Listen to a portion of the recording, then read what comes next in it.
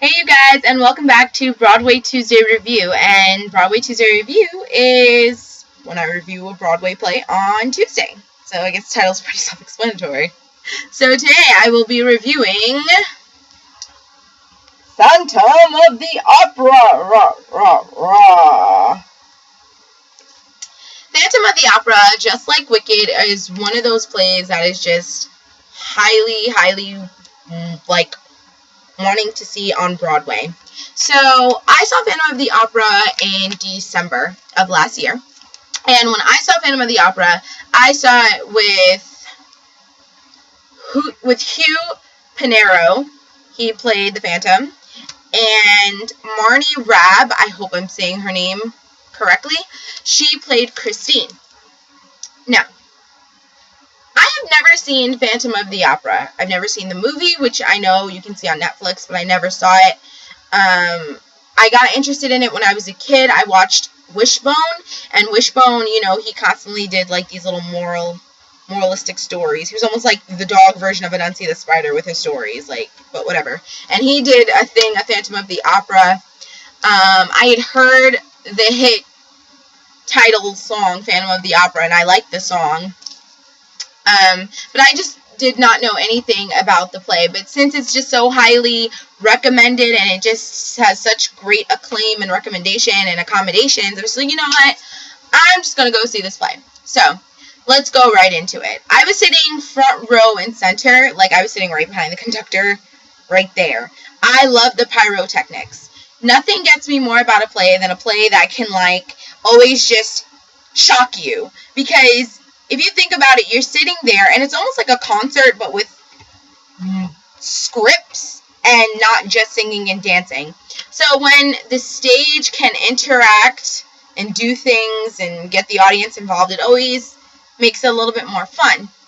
So the pyrotechnics were amazing. I really thought that my face was going to burn off when they kept doing the explosive firing and the gunshots, because this cop comes out in the play and he actually comes to the audience and does gunshots, and I was so freaked out. I kept jumping because I thought it was I was a little bit uncomfortable. I think I probably would have enjoyed that, all the pyrotechnics, if I were just a little bit farther back from the stage, but being so close and not expecting it because I'd never seen it and I wasn't familiar with it, it really did freak me out. But nonetheless, I loved it. I thought that it was amazing, and it added great entertainment to what was the play.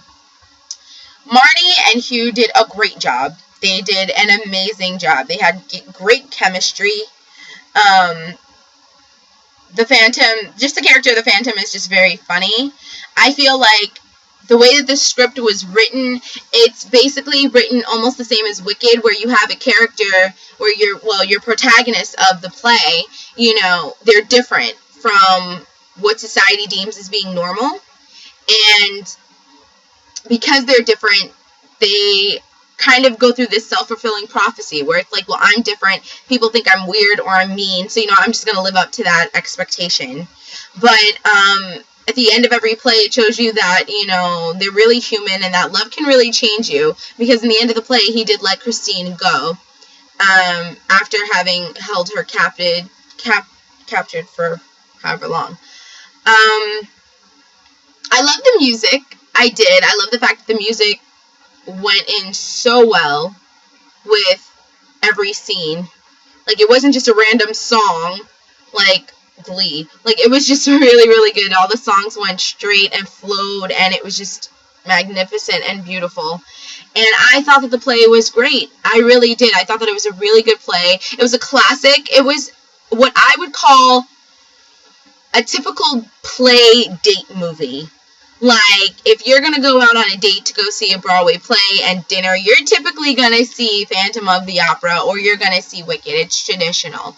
But the difference between, I think, Wicked and Phantom of the Opera was that for me, I just feel like it's really dramatic. And not dramatic in a Shakespearean way, but it's dramatic in a soap opera kind of way. The whole thing just seems so melodramatic. I hate I don't want to give a bad review, and I don't want to say anything bad about the play, but for me personally, everything just seemed so melodramatic. Like, with all the other plays, it just seemed like a natural plot that you could believe. But with Phantom of the Opera, with the Phantom of the Opera, I really felt like I was watching a soap. Like, it was very staged. Like, you could tell it was staged. And when I go and see plays, I like to go off into a different world. Like, I don't want to be in my own reality realizing that I'm watching a play. I like it when the plays can take me off into a different world and get me engaged and make me feel like, you know, I'm sleeping and I'm in a dream. But with Phantom of the Opera, it just felt like I went to go see a play. I mean, don't get me wrong. It was a good play. It was. The script is good. You know, it has a great moral. It's just, it seemed too melodramatic for me. Like, I understand that's supposed to be like a dramatic play, but I don't know if it was the actors, because I don't have anything to compare it to. But it just seemed so overdone. Just so overdone, so melodramatic, because everything is just like, like, it was just like, really, can you relax? Just a smidgen, relax. So, I enjoyed Phantom of the Opera, I did. It's not one of my favorites of the plays that I've seen so far in my lifetime, I'm not gonna lie. Would I go and see Phantom of the Opera again? Let's see, on a scale of 1 to 10, the likelihood of me seeing Phantom of the Opera again, me actually paying to see a Phantom of the Opera again, I'd have to give it like a good 5, because there's a 50% chance I wouldn't go, but there's also a 50% chance that I would go if, like, my mother or my friends wanted to go see it for, like, their birthday. I would go see it, but this just wasn't for me.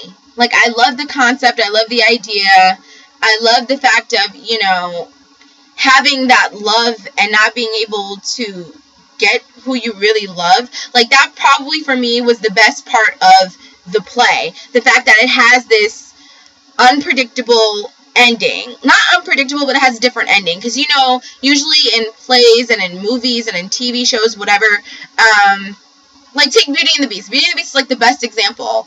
The Beast falls in love with Belle, but Belle is initially, like, repulsed by him. Like, are you serious? I'm not interested in you in any way, shape, form, or fashion. And in the end, he ends up getting Belle. So, like, in the end of plays and movies, the protagonist usually gets the beauty that they're after in one way, shape, form, or fashion. And I think the breakup with Jennifer Aniston and Vince Vaughn was like one of those movies where it was like, okay, at the end, it didn't have that expecting ending. Like, they stayed broken up. And that part is what makes it reality. And that's what I loved about this play, because the Phantom didn't get Christine in the end. But he did let her go. And I love that part about it. That part made the play, of all plays, more realistic. It had a more realistic ending because it didn't have a happy ending. Not for everyone. Everyone didn't go off and live happily ever after. So that part is true. That part I love about this play. But honestly, I just felt like it was too melodramatic for me. I really felt like I was watching All My Children or General Hospital live. Minus Susan Lucci. But, I mean, if you want to see it, it's shown at the Majestic Theater in Broadway. In New York. And, I mean, it's definitely a play that you should at least see once. At least see it once and create your own opinion on it. Now, if you've seen the movie and you don't like the movie, I wouldn't really recommend you going to go see the play. I don't know. I didn't see the movie.